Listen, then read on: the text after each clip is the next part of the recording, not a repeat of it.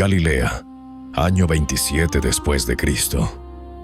El sol todavía no ha salido. El aire huele a tierra húmeda, a aceite de oliva quemándose en las lámparas, a pan que alguien ya está amasando en alguna casa del pueblo. Los perros duermen, los niños duermen, el mundo entero parece quieto. Pero Miriam no duerme. Lleva 3 noches despierta. No porque esté enferma, no porque tenga miedo, sino porque algo en su casa ha cambiado. Algo que no puede explicar, algo que ninguno de sus vecinos creería si se lo contara. Y sin embargo, lo siente. ¿Tú también lo has sentido alguna vez? Porque lo que Miriam está experimentando no es producto de su imaginación. Los ancianos del pueblo lo conocen bien. Los rabinos lo susurran en las sinagogas. Hay señales, señales concretas, señales que los habitantes de la Galilea del siglo I conocían de memoria, porque vivían mucho más cerca de lo invisible que nosotros hoy. Hoy te voy a contar esas 5 señales. Las mismas que Miriam reconoció aquella madrugada. Las mismas que podrían estar ocurriendo ahora mismo en tu propia casa. Quédate, porque lo que vas a escuchar va a cambiar la forma en que miras cada rincón de tu hogar. Antes de entrar en las señales, necesitas entender el mundo en el que vivía Miriam. La Galilea del siglo I no era como nuestro mundo. Era un territorio pequeño, verde, atravesado por el lago Kinneret, lo que hoy llamamos el Mar de Galilea. Un lugar de pescadores, agricultores, artesanos. Gente que se levantaba con el sol y se acostaba cuando las estrellas llenaban el cielo. Gente que no tenía muros entre lo visible y lo invisible. Para ellos los ángeles no eran figuras decorativas en cuadros o joyas. Eran mensajeros reales. Seres de luz que habitaban en un plano paralelo al nuestro y que en ocasiones muy concretas cruzaban. La palabra en arameo, el idioma que hablaba Miriam, era malak, mensajero, enviado. Alguien que viene con un propósito. Y cuando un malak decidía morar en una casa, no llegaba con fanfarria ni con estruendo. Llegaba en silencio, en detalles pequeños, en cosas que la mayoría de la gente ignoraba porque estaba demasiado ocupada con la vida cotidiana. Pero Miriam no los ignoró. Y tampoco tú deberías ignorarlos. La primera señal que Miriam notó fue un olor. No el olor del pan, no el olor del aceite, no el olor de las flores del jardín. Era algo diferente, algo que no tenía nombre en ningún mercado del pueblo. Una fragancia cálida, dulce, profunda, como mirra mezclada con algo que nunca había olido antes, como si alguien hubiera quemado incienso en el templo, pero dentro de su propia casa. Miriam buscó por todas partes. Revolvió los jarrones, inspeccionó los tejidos, preguntó a su marido, que la miró como si hubiera perdido el juicio. Nadie más lo olía, solo ella. En la tradición de la Galilea del siglo I, este fenómeno tenía un nombre. Los estudiosos de la Torá lo llamaban el Ri'ah-Chacheyashene, el aroma del jardín. La fragancia que, según los textos sagrados, impregnaba el Edén antes de la caída. Una fragancia que solo podía percibirse cuando un ser de luz se encontraba presente en un espacio. No era magia, no era superstición.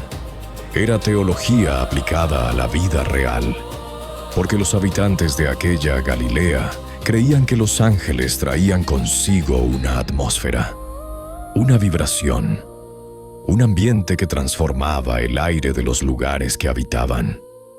¿Has olido alguna vez algo hermoso en tu casa sin encontrar el origen? ¿Una fragancia que aparece y desaparece sin explicación?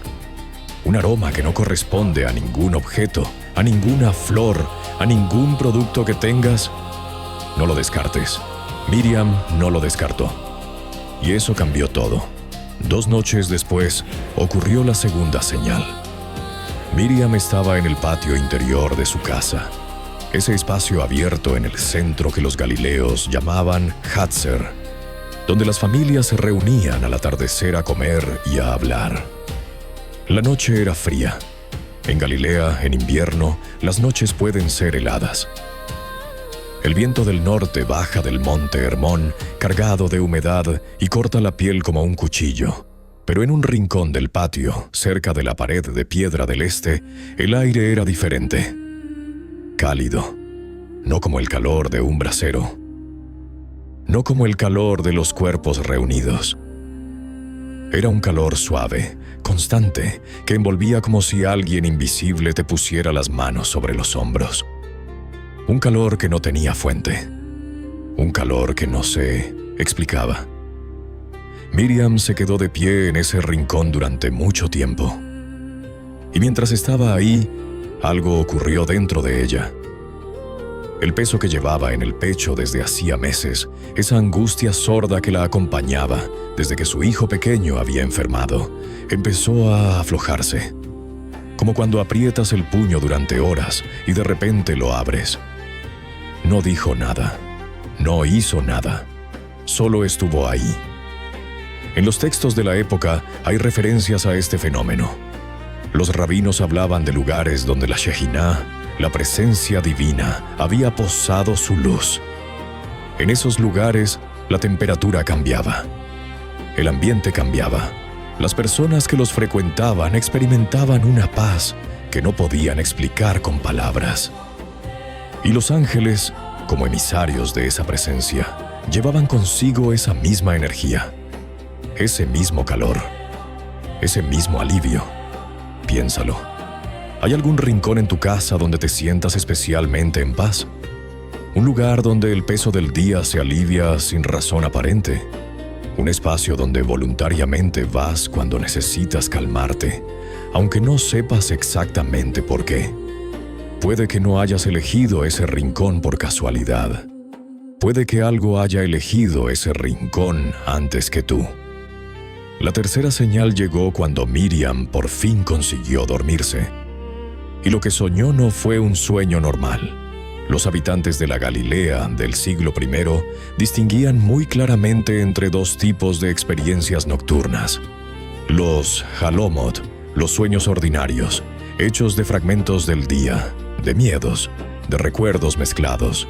Y los heizon, las visiones, experiencias nocturnas que se sentían completamente diferentes, más reales que la realidad, más nítidas que el día, experiencias de las que uno se despertaba sin la confusión normal de los sueños, sino con una claridad extraña, con la certeza absoluta de que lo que había vivido era verdad. Miriam tuvo un jason. No recordaba figuras concretas, no recordaba palabras exactas, pero recordaba luz, una luz que no cegaba sino que aclaraba.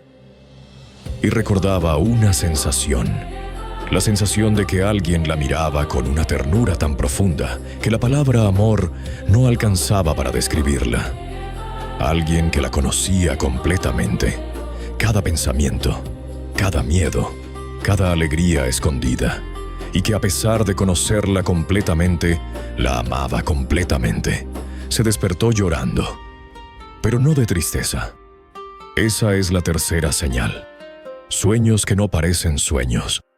Visiones nocturnas de las que uno despierta más descansado de lo que se acostó.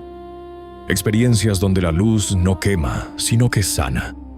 Momentos nocturnos que dejan un rastro emocional durante días. En la tradición bíblica, los ángeles se han comunicado con los seres humanos a través de los sueños desde el principio de los tiempos. Jacob soñó con una escalera que llegaba al cielo. José soñó sueños que nadie podía interpretar.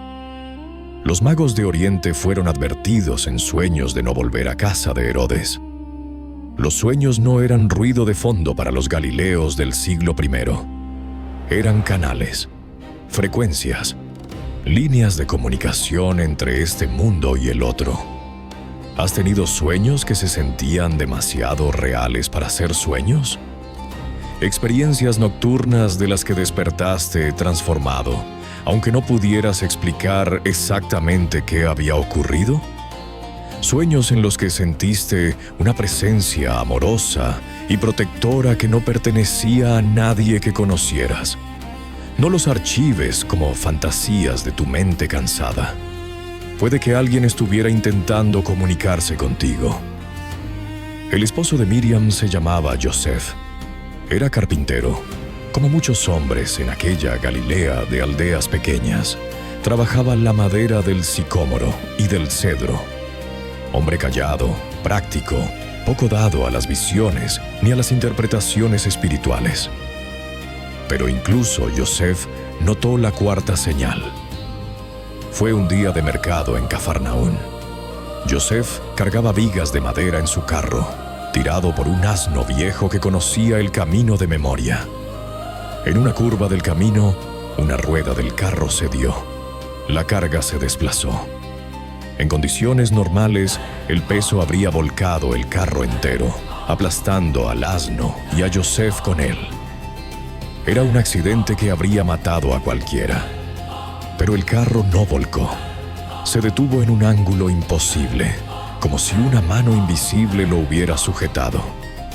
Joseph estuvo varios minutos quieto, sin atreverse a moverse, mirando la física imposible de lo que tenía delante. El carro en ese ángulo debería haber caído. Las leyes del peso y del equilibrio decían que tenía que caer. Y sin embargo, no cayó. Esa noche, cuando Joseph se lo contó a Miriam, ella no se sorprendió. Asintió despacio y le dijo lo que llevaba días sabiendo. Hay alguien con nosotros. La protección invisible es quizás la señal más poderosa de todas. No siempre es tan dramática como la de Joseph. A veces es más sutil. Un instinto repentino que te hace tomar otro camino. Una corazonada que te hace cancelar un plan en el último momento. Y luego descubres que fue lo mejor que podías hacer.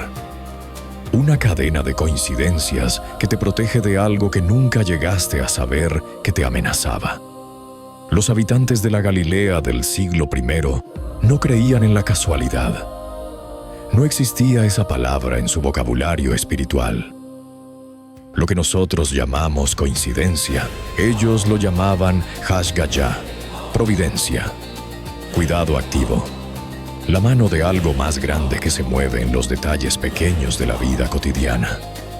Y los ángeles eran los instrumentos de esa providencia. Mensajeros con una misión. Guardianes con una responsabilidad. Seres que actuaban en los márgenes de lo visible para proteger a quienes tenían encomendados. ¿Cuántas veces en tu vida has escapado de algo que podría haberte destruido sin saber exactamente cómo? ¿Cuántos accidentes no ocurrieron? ¿Cuántas enfermedades no llegaron? ¿Cuántas pérdidas no se materializaron, aunque todo indicaba que iban a hacerlo? Cuenta esas veces. Y luego pregúntate si alguien estuvo ahí. La quinta señal fue la más difícil de explicar. Y también la más imposible de negar. Porque la notaron todos. No solo Miriam. No solo Joseph. Los vecinos que venían a visitar la casa empezaron a hacer comentarios extraños. La esposa del alfarero dijo un día, mientras tomaba té de menta en el patio, que no sabía por qué, pero que en esa casa siempre se sentía mejor que en cualquier otro lugar del pueblo. El anciano Shimón, que vivía solo desde que su mujer había muerto, empezó a inventar excusas para pasar tiempo en casa de Miriam. Los niños del vecindario preferían jugar en ese patio antes que en cualquier otro. Nadie sabía explicarlo. Nadie intentaba explicarlo. Simplemente ocurría. La casa de Miriam se había convertido en un lugar diferente. No había cambiado físicamente. Las piedras eran las mismas. El techo de barro y palma era el mismo. Los jarrones, los tejidos, los muebles de madera de Joseph eran los mismos.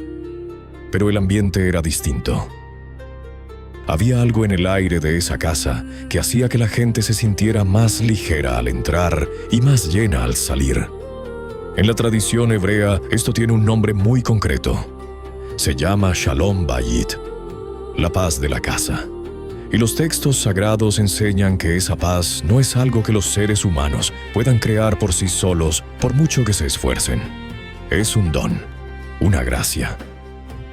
Algo que se instala cuando la presencia de lo sagrado elige habitar un espacio. Las casas donde un ángel mora tienen una atmósfera que no se puede fingir, ni decorar, ni comprar. Es algo que se percibe antes de sentarse, antes de decir una sola palabra. Una sensación de bienvenida que va más allá de la hospitalidad humana. Como si el propio aire te dijera que aquí estás a salvo. ¿Has entrado alguna vez en una casa y sentido eso? ¿O al contrario, has entrado en algún lugar y sentido inmediatamente un peso, una incomodidad, una necesidad de marcharte que no podías justificar racionalmente? Si conoces ambas experiencias, ya sabes de lo que estoy hablando. La diferencia entre esas dos atmósferas no es la pintura de las paredes ni el orden de los muebles, es lo que habita en ese espacio. Miriam nunca vio al ángel. No hubo aparición dramática. No hubo figura luminosa en medio de la noche. No hubo voz que hablara desde las sombras. Solo señales. Solo esa acumulación de detalles pequeños que por separado podían ignorarse, pero que juntos componían algo imposible de negar. Y Miriam hizo algo que muy poca gente hace hoy. En lugar de buscar una explicación racional para cada señal, simplemente aceptó lo que era. Llamó a lo que sentía por su nombre y empezó a comportarse en consecuencia. Cuidó más su casa, no como un espacio de almacenaje de cosas, sino como un lugar sagrado. Prendió su lámpara cada amanecer con intención. Oró en voz alta en cada rincón del hogar. Recibió a los extraños con más generosidad. Perdonó deudas que llevaban meses pesando sobre su conciencia. Y, cuanto más hacía todo eso, más intensas se volvían las señales. Porque esa es la lección que los ancianos de Galilea enseñaban a sus hijos desde pequeños. Los ángeles no se quedan donde no son bienvenidos. No permanecen en casas llenas de odio, de rencor, de miedo cultivado, de palabras que hieren. Buscan espacios donde la luz humana responde a la luz celestial, donde hay amor genuino, aunque imperfecto, donde hay intención de bien, aunque la ejecución falle. No necesitas ser perfecto para tener un ángel en tu casa. Solo necesitas querer el bien. Solo necesitas abrir la puerta. Han pasado 2000 años desde que Miriam vivía en esa casa de piedra en la Galilea. El mundo ha cambiado de maneras que ella no podría haber imaginado. Tenemos luz eléctrica donde ella tenía lámparas de aceite. Tenemos comunicación instantánea donde ella tenía mensajeros a pie. Tenemos medicinas donde ella tenía hierbas y oraciones. Pero algunas cosas no han cambiado. El aire todavía puede llenarse de una fragancia sin origen. Los rincones todavía pueden guardar un calor inexplicable. Los sueños todavía pueden ser más que sueños. Las manos invisibles todavía pueden sujetar carros que deberían volcarse.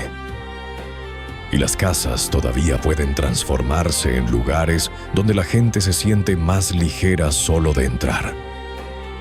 Las 5 señales que Miriam reconoció hace 2000 años en Galilea siguen siendo las mismas hoy, porque los ángeles no han cambiado. Su naturaleza no cambia, su misión no cambia, solo cambia nuestra capacidad de reconocerlos. Y esa capacidad, esa sensibilidad a lo invisible, no es un don especial reservado a los místicos ni a los santos. Es algo que todos los seres humanos llevamos dentro desde el principio. Solo hay que volver a despertarlo. Mira tu casa esta noche con ojos distintos. ¿Hay alguna fragancia que no tiene origen? ¿Algún rincón donde siempre te sientes en paz? ¿Algún sueño reciente que se sintió demasiado real? alguna protección inexplicable que hayas recibido sin merecerla del todo. Algo en el ambiente de tu hogar que la gente nota aunque no sepa nombrarlo. Si es así, no lo ignores. Alguien quizás eligió tu casa. Y eso, en cualquier siglo y en cualquier lugar del mundo, es una de las mejores noticias que un ser humano puede recibir.